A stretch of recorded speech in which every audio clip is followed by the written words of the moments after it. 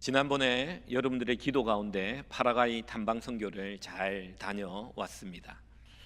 이번 파라과이 탐방 선교를 간 이유는 그곳에 30년 이상 사역하셨던 김기석 선교사님, 재미고신 총회 1호 파송 선교사로서 그곳에서 오랫동안 사역하셨고 또 우리와 협력을 하셨던 분입니다.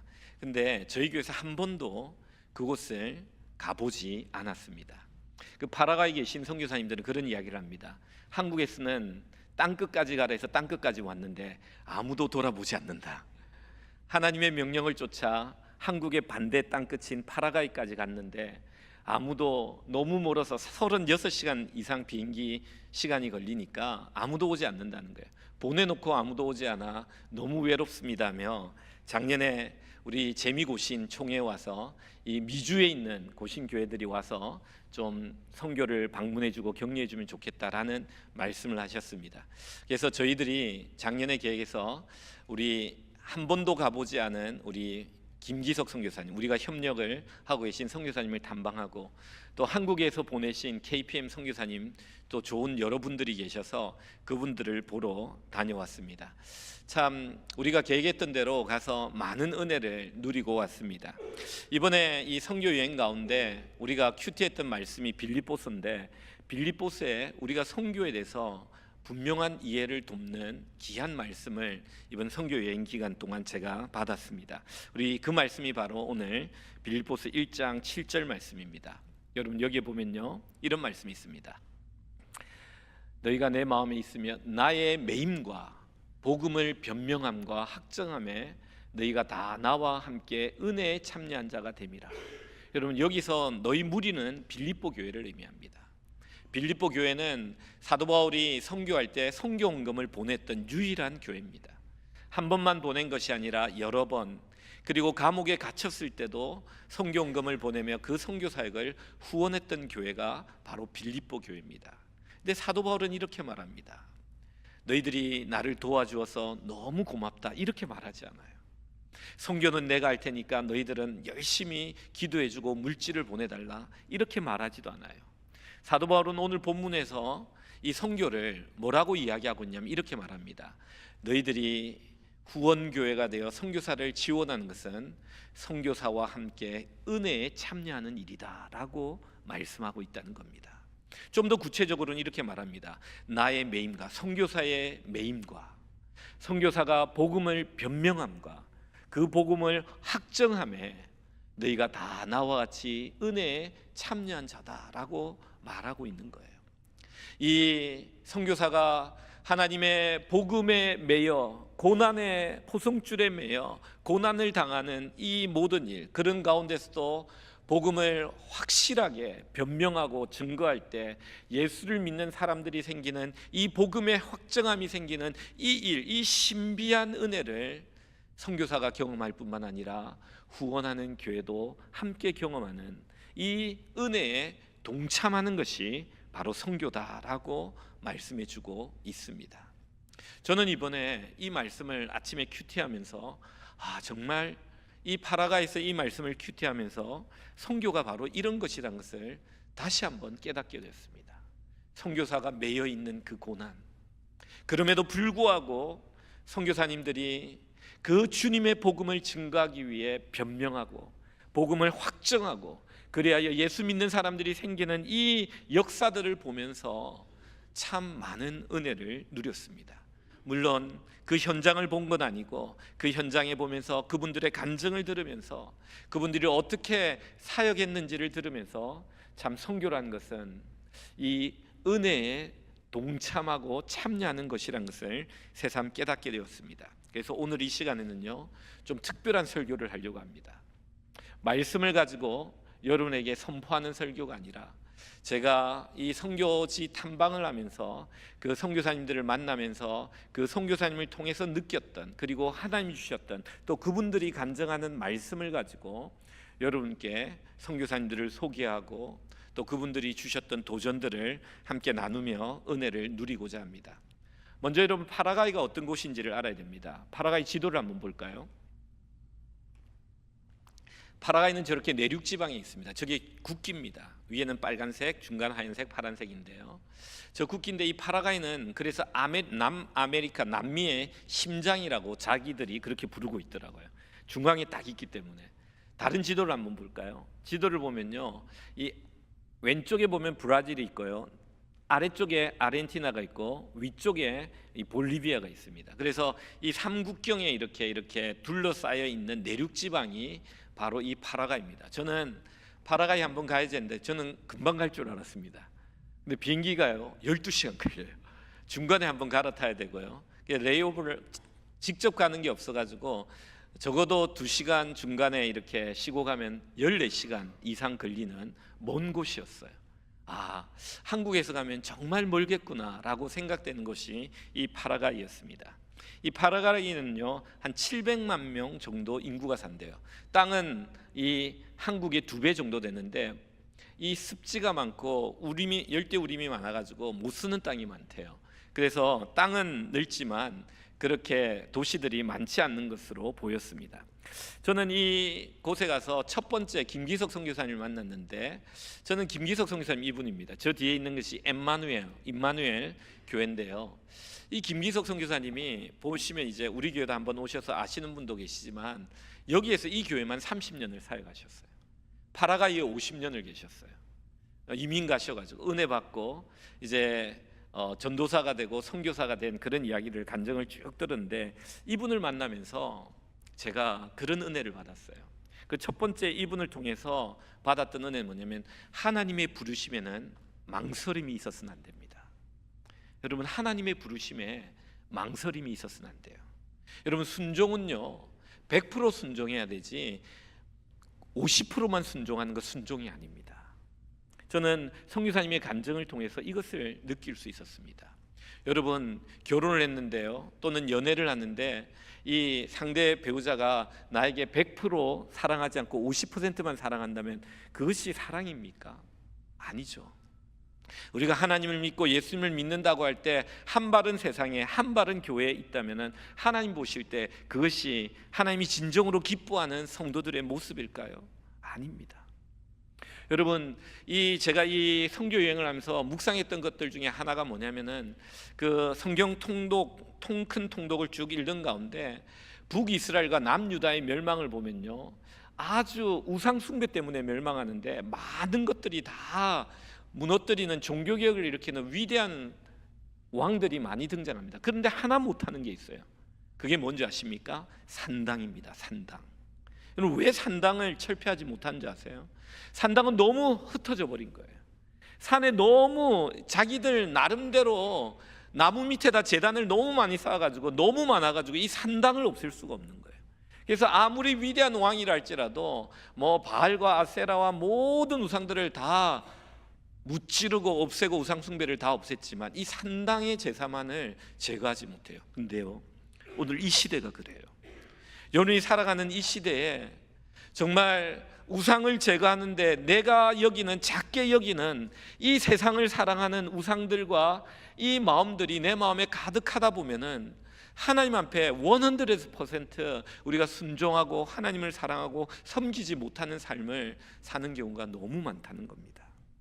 왜 제가 이런 이야기를 하냐면요, 김기석 선교사님을 만났는데 그런 이야기를 하더라고요. 자기가 50년 전에, 지금 70이니까 50년 전 20대에 파라과이로 왔대요. 파라과이로 왔는데 중학교 때부터 신앙생활을 했기 때문에 믿음 생활을 하면서 은혜를 많이 받았는데, 파라과이 와서 20대 정말 그 광야도 같은 그 곳에서 주님의 말씀을 붙잡고 기도하면서 정말 큰 은혜를 받았대요. 하나님이 너무 많은 은혜를 주셨대요. 많은 사람들은 그 당시 파라과이에 왔다가 미국으로 갔는데 하나님이 기도 가운데 은혜를 주셔가지고 너는 미국으로 가지 말고 이 파라과이에 남아 있어야 된다, 이런 음성까지 주셨대요. 하나님이 정말 말할 수 없는 은혜를 주셨대요. 그래서 그 은혜에 보답하기 위해서 신학교를 가고 전도사가 되었습니다. 근데 선교사님 뭐라고 말하냐면은 전도사 되고 신학생이 되었지만 주말에만 전도사로 섬기고 주중에는 비즈니스를 하면서 그냥 일을 했대요.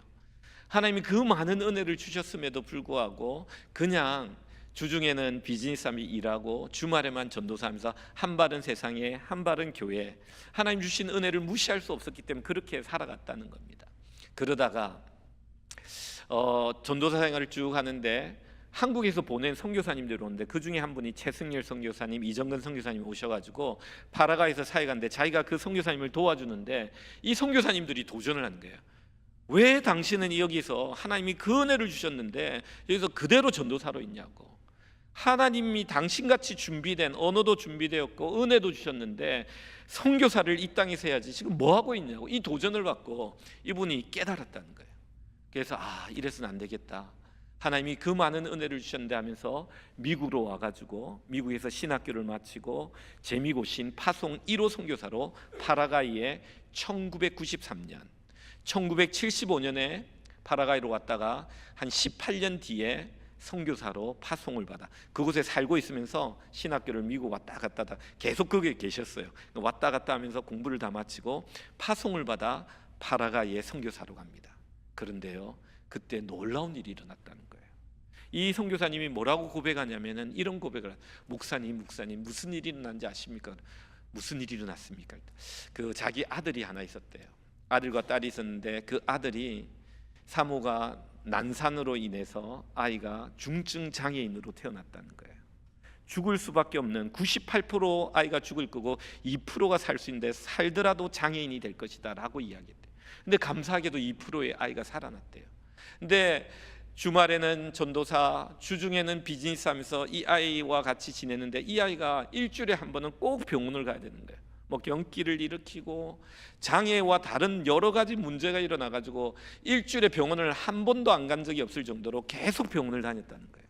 그런데요, 자기가 선교사로 딱 헌신하고 이제 비즈니스도 다 내려놓고 하나님의 그 베푸신 은혜에 응답하면서 자기가 모든 것을 내려놓고 이제 선교비 보내주는 것으로 살기로 결단하고 딱 하고 1993년 11월에 이 미국에서 재미 파송에서 파송해가지고 딱 파라과이에 왔는데 어떤 일이 일어났냐? 그 주부터 아이가 병원에 안 가도 되는 거예요. 그 전까지 매 주일 일주일에 한 번 정도는 적어도 하루 또는 이틀 병원을 계속 가야 되는 이 아이가 장애가 사라진 건 아니에요. 장애는 계속 있었지만 병원을 가는 이 일이 뚝 끊어지고 그 다음부터 지금까지 병원을 안 가는 아이가 되었다는 거예요. 그러면서 말한 게 이거예요. 내가 한 발은 세상에 한 발은 교회에 주님이 베푸신 그런 큰 은혜를 받았음에도 불구하고 내가 그렇게 지내다 보니까 하나님께서 다른 선교사님을 통해서 깨닫게 하시고 선교사로 부르셔서 선교사가 되게 하셨는데 너무 하나님의 은혜와 기적에 감사를 드린다라고 이야기하더라고요. 여러분 그 사진 한번 볼까요? 데니엘 아들 사진 한번 볼까요? 그 앞에 거, 이건 다른 겁니다. 이게 이제 김기석 선교사님과 아들이에요. 42세래요. 이 선교사님의 아들이 있잖아요. 이제 은퇴를 이제 앞에 두고 이제 한국에 이제 사모님이 먼저 가셨는데 아들과 먼저 가가지고 이 주민등록증이 다 회복돼 가지고요. 한국도 장애인 이 소셜 이게 잘 돼 있더라고요. 그래서 이제 장애인 교회를 다니며 같이 예배도 드리고 사모님이 있잖아요. 이 친구도 이제 장애인을 혜택을 주는 그 기업에 들어가서 회사에 가서 작은 일을 하는데요. 이번 지난달 마더스데이 어머니 주일이 있잖아요. 5월달에 이 첫 월급을 받아와가지고 카네이션을 사가지고 42년 만에 처음으로 이 아들이 아들 노릇을 하는 거예요. 그 첫 월급을 받아 카네이션을 사가지고 그 사모님께 가져가지고 가슴에 달아주는데 이 사모님이 목사님에게 전화해가지고 여보 우리 다니엘이 42년 만에 카네이션을 사가지고 내 가슴에 달아줬다고 너무 기뻐하시더라고요. 그래서 이 선교사님도 울먹울먹 하시면서 그 이야기를 하시더라고요. 그러면서 뭐라고 말씀하시냐면 이 이야기를 하시더라고요. 목사님, 제가 하나님의 크신 은혜를 일찍 받았는데 파라과이를 떠나지 말고 그곳에 머물러 있으라. 여동생은 미국으로 가서 뉴욕에 잘 살고 있는데 자기는 하나님의 그 음성을 듣고 순종했는데 반만 순종했다는 거예요. 정말 온전히 순종했어야 되는데 여러분 이 설교 듣고 이제 나는 신학교 가야 되나? 그거 아닙니다. 적용을 잘 하셔야 돼요. 하나님이 여러분에게 베푸는 은혜가 많을 거예요. 여러분에게 베푸시는 은혜가 클 거예요. 그렇다면 그 은혜에 확실하게 보답하며 사는 인생이 되어야 된다는 거예요. 한쪽 발은 세상에, 한쪽 발은 교회에 여전히 이렇게 두고 살다 보면은 우리 안에 끊이지 않는 슬픔과 아픔과 고통이 있다는 거예요.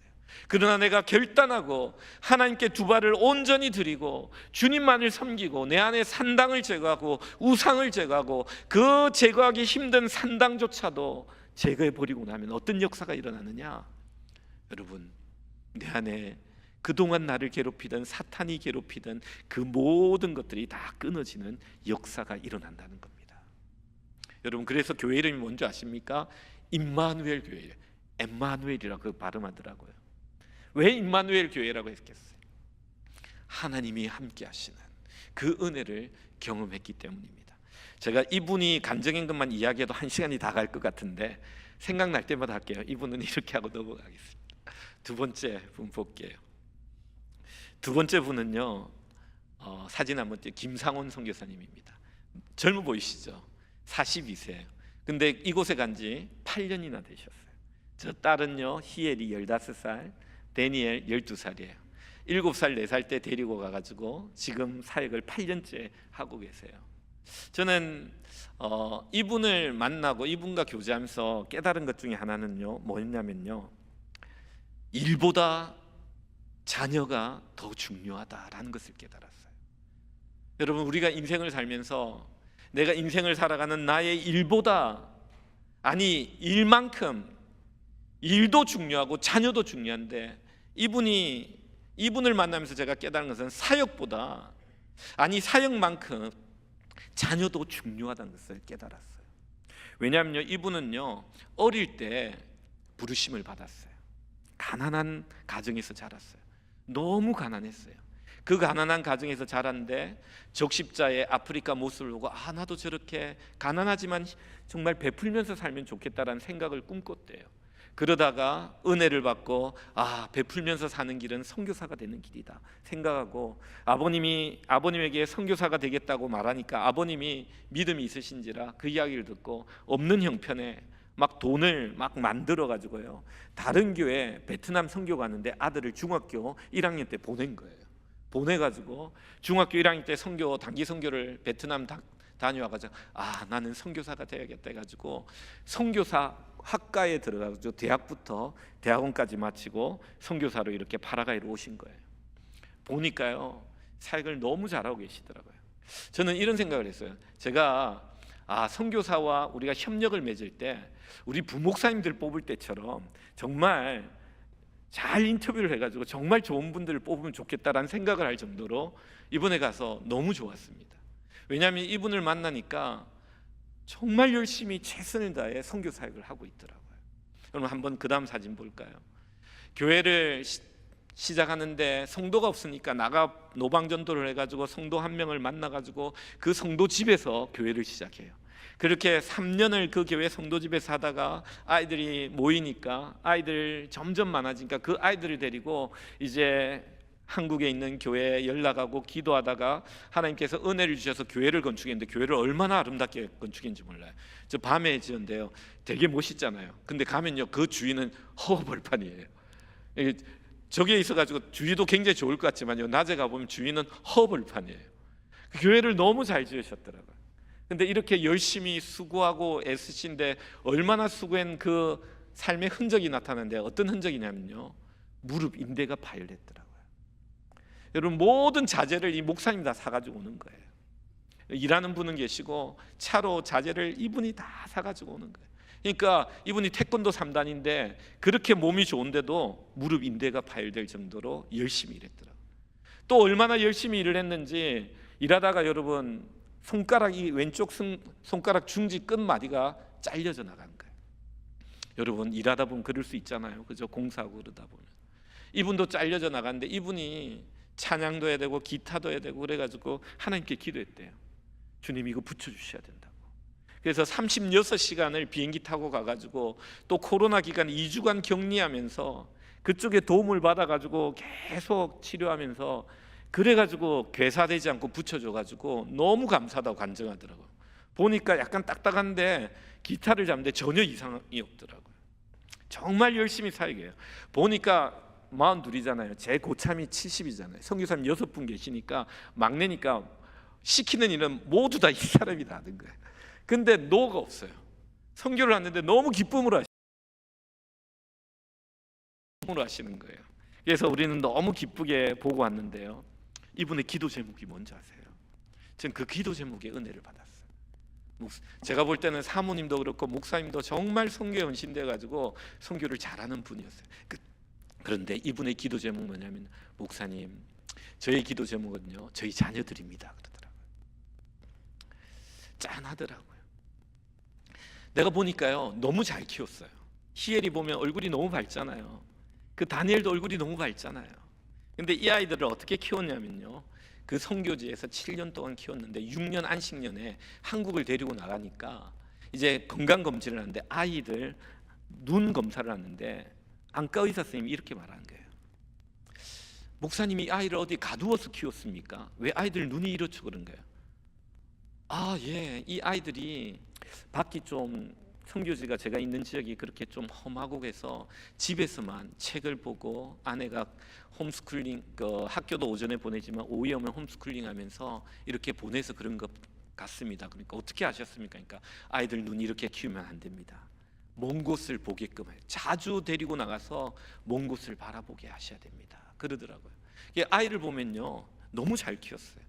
너무 밝아요. 근데 이 선교사님의 기도 제목은 뭐냐면요, 못 키워서 기도 제목이 아니라 잘 키우면서 기도 제목이 이거예요. 목사님, 저희 자녀들이 정서적으로 정말 아름답게 하나님의 자녀와 백성으로 잘 자라기를 원합니다. 이러더라고요.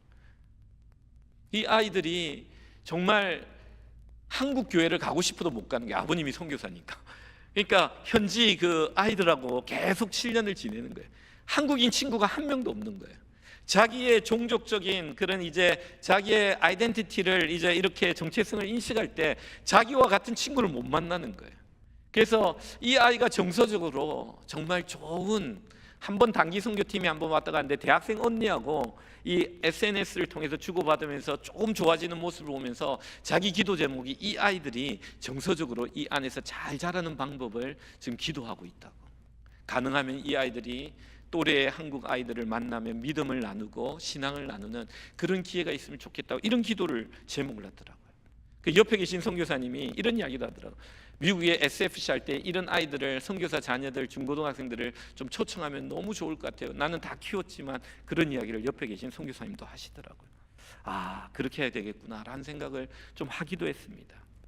제가 재밌는 에피소드는 뭐냐면, 식사를 하는데요, 여러분 식사하면요, 목사님 옆에 자리는 제일 늦게 채워지는 거 아십니까? 제일 늦게 항상 차요. 그래서 이런 말을 하잖아요. 우리 교회 성경 공부할 때 늦게 오는 분은 벌칙으로 목사님 옆에 앉아서 공부해야 된다. 제일 늦게 오는데 이 아이는요, 제 옆에 앉았는데 얼마나 말을 재밌게 하는지 몰라요. 저한테 말을 걸어요. 목사한테 말을 먼저 거는 성도는 처음 만났어요. 겁도 없어요. 뭐라고 하냐면은, 목사님 좋아하는 거 뭐예요? 그러더라. 아이가 대화하고 싶은 거예요, 한글로. 목사님 좋아하는 거 뭐예요? 그러더라. 내 좋아하는 거 기회다. 나는 교회야. 그러니까 얘가 피식 웃더라고요. 목사님 이러면서 대화를 하는데 너무 재밌게 대화해요. 식사를 하면서. 제가 어떤 걸 느꼈냐면은 짠함과 그리고 굉장히 좀 뿌듯함을 느꼈어요. 참 잘 키우셨구나. 그리고 짠함을 느꼈어요. 그 선교사님은요, 제가 보면서 그냥 놔둬도 일을 너무 잘하실 분인데 이분의 기도 제목이 너무 저의 마음을 터치했어요. 사역만큼 중요한 것은 우리의 자녀입니다. 여러분 이걸 아셔야 돼요.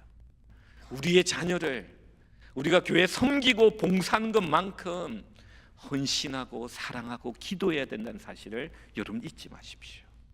내가 우리 자녀를, 내가 주님을 섬기고 사랑하는 그 사역만큼 신경을 써야 됩니다. 이 선교사님은 그렇게 자녀를 신경 쓰더라고요. 정말 가서 대화하면서 많은 은혜를 받았습니다. 마지막 세 번째 선교사님입니다. 이 선교사님은요, 박종준 선교사님입니다. 사진 한번 띄워주시겠습니까? 이렇게 아들 둘을 있고요. 그 다음에 선교사님 두 부부 사진 한번 띄워주십시오. 이 선교사님입니다. 이 박종준 선교사님은요 1.5세예요. 전 이 선교사님을 만나면서 깨달은 게 뭐냐면요, 이걸 깨달았어요. 뭘 깨달았냐면요, 죽도록 순종할 때 죽은 교회가 살아난다, 이걸 깨달았어요. 여러분, 우리가 주님 앞에 정말 내 자아가 완전히 죽고 오직 주님의 말씀 앞에 순종할 때 어떤 역사가 일어나냐면요, 죽은 교회가 살아나는 것을 경험하게 됩니다. 여러분, 죽은 가정도 살아날 수 있어요. 어떤 일이 있었냐면요, 이분은 중3 때 이 파라과이로 이민을 왔답니다. 딱 왔는데 친구가 딱 보더만 너 교회 갈래? 그러더래요. 가자. 그래가지고 6개월을 교회를 다녔대요. 근데 6개월 교회 다니다가 재미가 없어가지고 교회를 그만뒀대요. 그리고 나서 12년 동안 15이 15에서 27이 될 동안 그냥 파라과이에 살면서 방탕하게 살았대요. 저렇게 착하게 생기신 분이 방탕하게 살았다고 그러더라고요. 그래서 방탕하게 살았는데 27대 그때 친구를 다시 만났대요. 그 중학교 때 친구를 다시 만났는데 그 중학교 때 친구가 뭐라고 말하냐면 이렇게 말하더래요. 야, 너 교회 다니냐? 아니. 교회 갈래? 가자. 이거 교회를 다시 데려간 거예요. 이거 굉장히 중요합니다. 여러분은 무심코 던지는 교회 전도가 있잖아요. 그 사람의 영혼을 구하고 그 사람의 하나님의 일꾼이 될 수 있다는 사실을 아셔야 돼요. 이분이 두 번째 교회를 27살에 갈 때는요, 너무 12년 동안 이민자 삶 속에서 힘들고 어려운 가운데 방탕하게 살다가 교회를 가니까요, 하나님의 은혜가 부어지는데요, 찬양의 그 눈물이 터지기 시작한대요. 일어설 수 없었대요. 그래서 그 예배의 감동과 감격 때문에 큰 은혜를 받고 교회를 계속 나가다가 그 지역에서 코스타 집회가 있는데 집회를 갔답니다. 코스타 집회를 갔는데 어떤 목사님이 이렇게 도전하더래요. 여러분, 디아스포라 흩어진 사람들은 하나님이 사용하시려고 미리 보내신 자들입니다. 여러분, 이것을 아셔야 합니다. 그 말씀이 확 와닿더래요. 내가 파라과이에 중3 때 여기 온 것은 하나님이 나를 사용하기 위해 미리 나를 보내셔서 언어 준비를 시켰구나, 이 말이 확 와닿더래요. 그래서 하나님 앞에 자신을 드리기를 원하는 사람 일어서라, 나오라 그러니까 이 사람이 나왔대요. 나와서 하나님 앞에 기도를 하고 나갔는데 나중에 알고 보니까 그 코스타 그 헌신이 사역자를 위한 헌신은 자기는 몰랐대요. 그냥 은혜 받아 나갔는데 하나님께 사역자로 드리는 헌신이었다는 이야기를 듣고 그러면 나는 사역자가 되어야겠구나 생각을 했대요. 그리고 한 2달이 지났는데 어떤 일이 일어났냐면요, 이분이 힘든 일을 많이 했어요. 투잡, 두리잡 뛰고 막 이랬는데, 여러분 미싱 알죠? 의류 공장이 막 옷 이렇게 하는 거.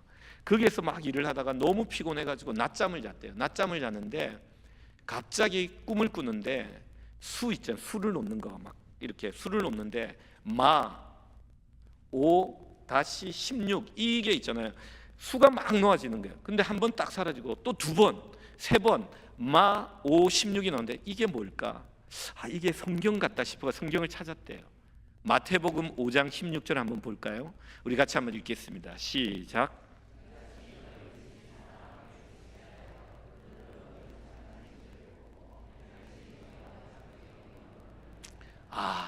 하나님이 나를 이렇게 부르셨구나. 너희 빛이 사람 앞에 비치게 하여 그들로 하여금 너희의 착한 행실을 보고 아버지께 영광을 돌려. 하나님이 나를 빛으로 선교사로 부르셨음을 알고 그가 선교사로 헌신합니다. 그리고 그는 한국에 가서 신학교 신대원을 다녀요. 이때 누구를 만났느냐? 윤대진 목사, 주신국 목사, 조명훈 목사를 만납니다. 세상 너무 좁죠? 같이 공부했대요. 같이. 이 3명을 만나가지고 우리 교회 부목사로 다 거쳐갔던 이 3명을 만나가지고 같이 공부를 했어요. 이 나이는 우리 추 목사님이나 윤 목사님이나 조 목사님보다 좀 더 많아요. 이분은 지금 현재 53세인데요. 그래서 형형하면서 그렇게 잘 지냈던 것 같아요. 거기서 우리 교회 그 부목사 3명이 다 지나갔다니까 깜짝 놀라시더라고요. 거기서 3년 신대원을 마치고 강도사 3년을 하고 부목사 3년을 하고 한국에도 있을 기회가 많이 있었지만 주님의 부르심을 쫓아 파라과이로 다시 와서 사역을 해요. 근데 사역을 하는데 어디를 사역할까? 이분은 언어가 준비되어 있잖아요. 1.5세니까. 그래서 가고 싶은 곳이 딱 있었대요. 이곳에 가서 이런 사역을 하면 좋겠다. 마음에 먹고 가려고 하는데 그때 무슨 문제가 생기느냐? 그 파라과이의 심각한 교회에 큰 문제가 하나 생깁니다. 여러분 최승일 선교사님 아십니까? 아시는 분은 계시겠죠. 우리가 오랫동안 멕시코 협력했던 그 선교사님인데 지금 은퇴하셨는데, 이 최성렬 선교사님 제일 먼저 파라과이 가서 교회를 개척했어요. 근데 그 교회를 개척했는데 그 교회에 파라과이를 떠나고 후임자가 왔는데, 이 후임자가 그 교회를 했는데 좀 이상한 목회를 한 거예요. 이상한 신앙이 들어가고 이상한 신학이 들어가서 어떤 일이 벌어졌냐면요, 사모가 몸이 아팠어요. 암에 걸렸어요. 근데 병원에도 데려가지 않아요. 기도하면 낫는다라는 이상한 신앙과 신학에 물들어가지고 사모를 병원도 데려가지 않는 거예요. 그러다가 사모가 죽었어요. 이 난리 난 거 아닙니까? 장례를 치러야 되는데 이 목사가 뭐라고 그러냐면, 이 선교사가 뭐라고 하냐면, 하나님이 나에게 말하기를 사모를 위해 기도하면 살아난다고 했다고 그러면서 시신을 방에 그대로 둔 거예요. 시신의 썩은 냄새가 점점 열대우림에 나잖아요. 옆집에서 신고해가지고요, 경찰이 들이닥치고 검찰이 들이닥치고 그 교회가 풍지박산이고 난리가 난 거예요. 기독교 선교사 이름이 땅바닥에 떨어지는 이 엄청난 사건이 그게 벌어집니다. 이것을 위해서 선교사님들이 정말 방송국마다 다니며 해명하고 미안하고 죄송하다고, 그런 사건이 이때 벌어졌는데, 이때가 이분이 파라과이 선교사로 딱 갔을 때예요. 그래서 파라과이 선교 KPM에서 파송된 그쪽 지역의 선교사님과 함께 6분이 5분이 이분에게, 당신이 1.5세니까 언어도 편하니까 그 지역에 이 교회에서 일어난 일을 잘 설명할 수 있지 않겠느냐, 당신이 계획하고 있는 이 모든 것들을 내려놓고 여기 가서 할 수 있겠느냐라고 권면을 했대요. 근데 이분이 있잖아요, 순종하는 것. 자기가 하고 싶은 사역이 있는데 순종해 갑니다. 여러분, 제가 한번 물어볼게요. 만약에 여러분이 목사고 선교사라면 이런 교회에 가서 목회와 선교 할 수 있겠습니까? 교인이 한 명도 없어요.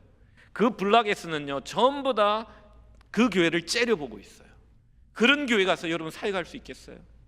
그런데요, 이분은 기도하는 가운데 순종하고 자기의 계획과 꿈을 다 내려놓고 이곳에 가 사역합니다. 제가 방문하니까 그때가, 이번에 갔을 때가 9년이 되셨더라고요. 그런데요, 이 교회가 얼마나 활기찬 교회가 됐는지 몰라요. 어른들은요 60명이 모이고, 그 지역은요 중산층이라 가지고 나이 드신 분들이 많고 아이들이 없어요. 그래서 아이들은 좀 적어요. 20명밖에 안 모이는데 어른이 60명이나 모여요. 그런데 문제는 뭐냐, 그 블락 안에서는 아무도 교회를 나오지 않는다는 거예요. 그 소문 때문에, 그 사건 때문에 9년이 지났는데도. 그래서 다 먼 데서 오는데 기도하는데 딱 그 블락 끝에 있는 두 자매만 교회를 나오고 있다고, 최근에 나오고 있다고 그러더라고요. 근데 이 목사님이, 이 선교사님이 하나님께 기도했대요. 하나님, 제발 이 우리 주변에 있는 사람들이 제발 교회에 발 한번 들여달라고 그렇게 기도를 했대요. 근데 어떤 일이 일어났냐, 홍수가 났어요. 그래가지고 그들이 모여가 대책회의를 해야 되는데 모일 만한 집이 없는 거예요. 그래서 교회에 연락이 왔어요. 우리가 거기서 모여도 되겠냐고. 목사님이 너무 좋아가지고 사모님이 기회다고 해가지고 오라고 환영하고 웰컴해가지고 그분들을 환영해 줬답니다. 그때까지 그 주위 사람은 이 목사님을, 선교사를 만나면 미스터 누구 씨라고 불렀어요. 근데 그 모임을 하고 환대와 환영을 하고 난 다음에 파스톨, 패스터, 목사님이라고 부르기 시작했대요. 이제 점점 열리기 시작하는 거죠. 그리고 우리가 방문했을 때 식사를 같이 하고 싶었는데 사모님의 아버님이 소천하셨어요. 그래서 장례 기간이라 가지고 나가서 식사를 할 수 없다고 자기 교회로 오라고 하니까 교회 가서 우리가 간식을 나눴는데요, 그 소식을 이 2명, 양쪽 끝에 있는 이 2명이 이 블락에 있는 사람들에게 전달을 했는지, 이 블락에 있는 사람들이 문자로 막 위로의 인사가 막 오고 있는 거예요. 그걸 보면서 열리고 있구나, 착한 행실을 보여가지고 복음을 전하고 하나님의 영광을 나타내겠구나, 이런 생각이 들었어요. 이분이 너무 착해요. 만나보니까 대화를 하면 너무 기뻐요. 이런 분이 선교사야지, 이런 마음이 들어요. 이분이 그런 고민을 이야기하더라고요. 목사님, 저는요 다 갖추어진 교회 와가지고 그냥 목회를 해서 저는 선교사로서 죄책감이 좀 있어요. 제가 볼 때는 그 교회는요 건물이 있다지만 너무 오래돼가지고 그 건물을 보수하고 하는데 정말 고생을 많이 하셨어요. 건물을 세운 것만큼이나 고생을 하셨어요. 그런데도 겸손하게 그러니. 그래서 저는요 빚진 마음이 있어가지고요, 이제 이 교회가 안정됐으니까 다른 분에게 물려주고 저는 다른데 저 멀리 또 들어가서 개척 시골에 가서 하고 싶다는 이야기를 하더라고요. 그래서 제가 뭐라고 말했냐면 이래 말했어요. 선교사님, 제가 들으니까 참 그 마음은 착하고 좋지만 잘 생각하셔야 됩니다. 선교사님이 이룬 이 아름다운 교회, 선교사님 떠나면은 또 약해질 수 있습니다. 선교사님이 계시면서 정말 이 교회가 아름다운 교회가 되고 선교의 베이스가 되어가지고 다른 교회를 개척하는 그런 계획을 세우시는 게 저는 훨씬 더 좋다고 생각합니다. 그리고 한 가지 더, 선교사님이 떠나면은 9년 동안 선교사님을 따르던 그 성도들이 비전을 따라 떠나는 선교사님을 보내드리지만 그 마음에 아픔과 상처가 있을 것입니다. 그것을 잘 생각하십시오 라고 말씀드리니까 사모님은 내 생각과 너무 좋다고 맞다고 박수를 치는데, 이 목사님은 얼마나 겸손하신지 이렇게 얘기해요. 목사님, 제가 그 생각을 전혀 못했습니다. 제가 목사님이 말씀하신 그 부분도 생각하면서 기도하겠습니다.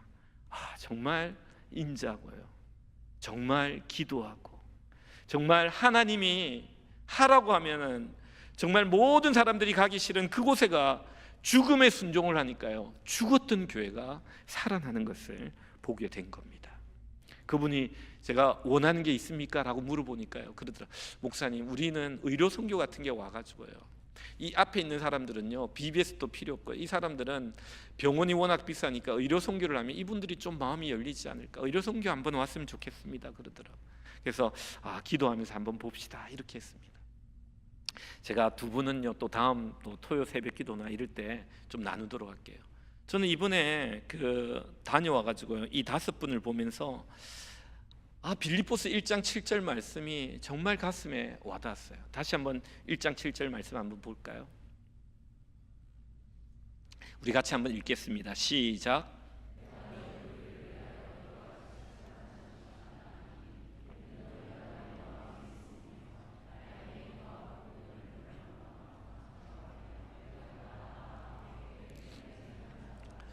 사도 바울은 선교에 대한 확실한 이해가 있었어요. 우리가 주보를 보면요, 참 저는 우리 교회에 참 감사하고 고마운 건 뭐냐면, 주보 뒤에 보면요 선교사님들 명단이 나와요. 근데 그 명단 위에 제목을 보면요 이렇게 돼 있어요. 우리 교회를 돕는 선교지. 여러분, 이게 너무 이상하다고 생각한 적 없습니까? 우리가 돕는 선교지가 아니라 우리 교회를 돕는 선교지. 저는 이 제목을 너무 잘 지었다고 봅니다. 여러분, 우리가 선교지를 돕는다고 착각하지 마십시오. 여러분, 우리가 그들의 매임과 그들의 복음의 변명함과 확증함에 은혜에 참여함으로 우리의 신앙이 힘을 얻고 은혜를 받고 주님이 주신 놀라운 축복을 받는다는 사실을 여러분 믿으시고 아시기 바랍니다. 저는 이번에 가서 이 분들을 만나며 참 은혜를 많이 받았습니다. 이것이 바로 선교구나. 앞으로 우리 선교 탐방은요 좀 이렇게 되면 좋겠다. 가서 좋은 분들을 만나고 제가 오면은 또 다음에 또 가기를 원하는 분들 모시고 와서 또 만나고 오고, 그러면서 은혜에 참여하며 정말 하나님의 나라를 확장해 나가는 우리들이 되기를 소원합니다. 마지막으로 저는 이 선교지를 다 돌아보면서 이 찬양이 좀 생각이 났습니다. 가사를 한번 띄워보실래요? 하나님의 부르심에는 후회하심이 없네. 내가 이 자리에 선 것도 주의 부르심이라. 하나님의 부르심에는 결코 실수가 없네. 나를 부르신 하나님의 신실하심을 믿네. 날 부르신 뜻 내 생각보다 크고, 날 향한 계획 나의 지혜로 측량 못하나. 가장 좋은 길로, 가장 완전한 길로 오늘도 날 이끄심 믿네. 여러분, 선교사님은요 이 마음과 이 자세로 살아가고 있어요. 근데 저는요 선교사님들에게만 부르심이 있다고 믿지 않아요. 우리도 이렇게 부르시고 있어요. 여러분의 자리에 주님이 부르시고 우리가 이걸 믿으며 살아가야 돼요. 2절 가사를 보면 이렇게 있습니다. 여러분 보면요, 작은 나를 부르신 뜻을 나는 알 수 없지만, 내가 여러분이 있는 그 위치, 그 부르신 뜻 우리는 알 수 없지만 오직 감사와 순종으로 주의 길을 가리라. 때론 내가 연약해져도 주님 날 도우시니 주의 놀라운 그 계획을 나는 믿으며 살리. 후렴 볼까요? 날 부르신 뜻 내 생각보다 크고, 날 향한 계획 나의 지혜로 측량 못하나. 가장 좋은 길로, 가장 완전한 길로 오늘도 날 이끄심 믿네. 여러분, 우리도 이 주님을 믿으며 살아가기를 원합니다.